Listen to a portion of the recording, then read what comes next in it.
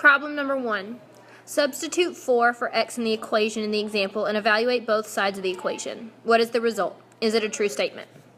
So instead of x, we're going to use the number 4. So 3 parentheses 4 plus 5 minus 10 equals 3 plus 3 times 4 plus 2. So solve the parentheses first. 4 plus 5 is 9.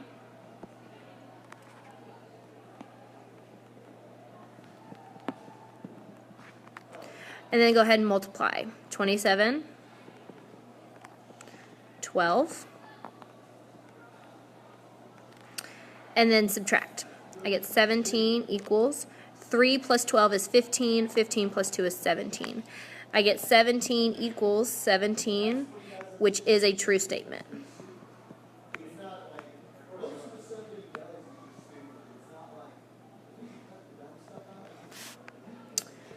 Number 2, choose any value for x and substitute it in the equation in the example. Evaluate both sides of the equation. Is the result a true statement? For this, I'm going to erase my original problem for number 1 just so I have more space. For this one, I'm going to choose the number 2 just because it's an easy number to add, subtract, and multiply. So I'm going to solve my parentheses first. 2 plus 5 gives me 7.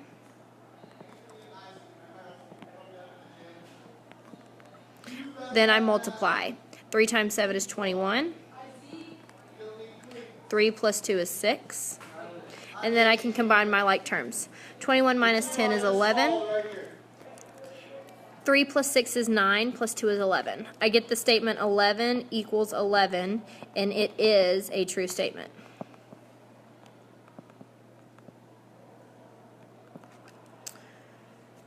For the next part,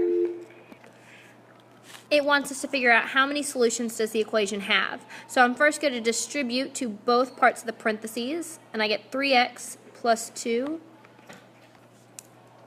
equals 2x plus 14 minus x. From here I'm going to combine my like terms. So I'm going to combine 2x minus x. And when you do that, you get 3x plus 6 equals x plus 14. You can look and tell that the coefficients, the slopes, are different. And so because the slopes are different, you have one solution.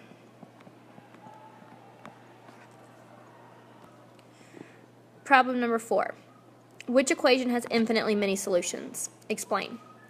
I'm first going to combine all of my like terms. So in equation 1, there's no like terms I'm going to combine on the same side. But in equation 2, I can combine the 4x and the plus x.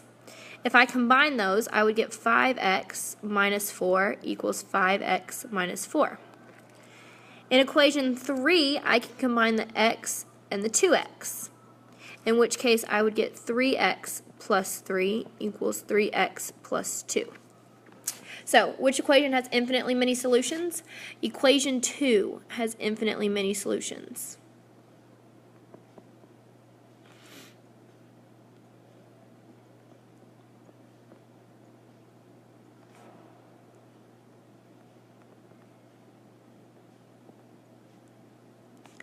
Because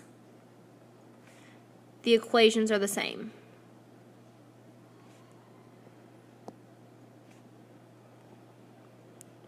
On both sides.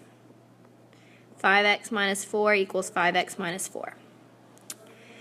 Number 5. Which equation has no solution?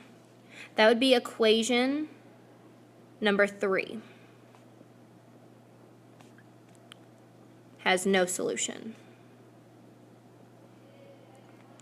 Because the coefficients are the same. Number 6. Chelsea wrote the equation cx plus d equals 4 parentheses 0.5x minus 5.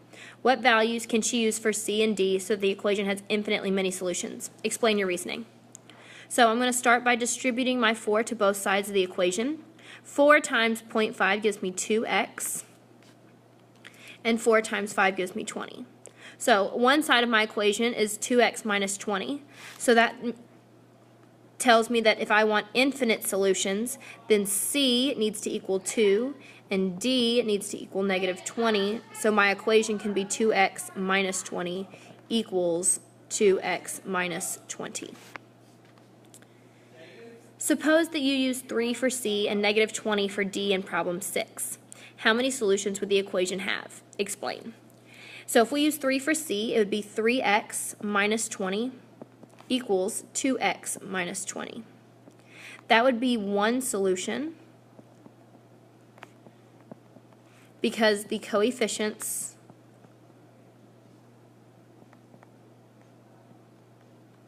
are different.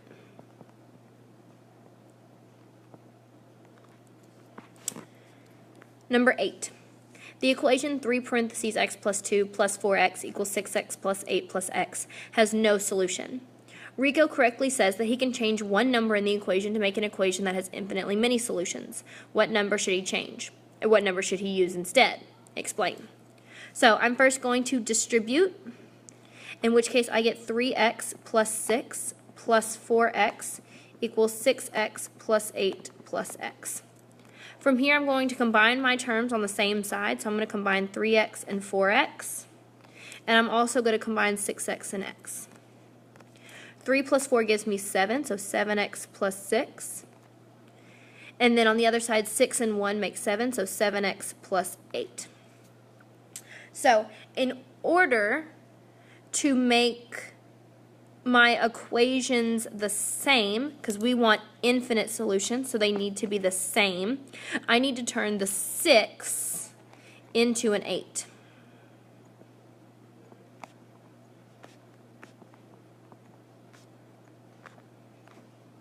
Or you could say to turn the 8 into a 6.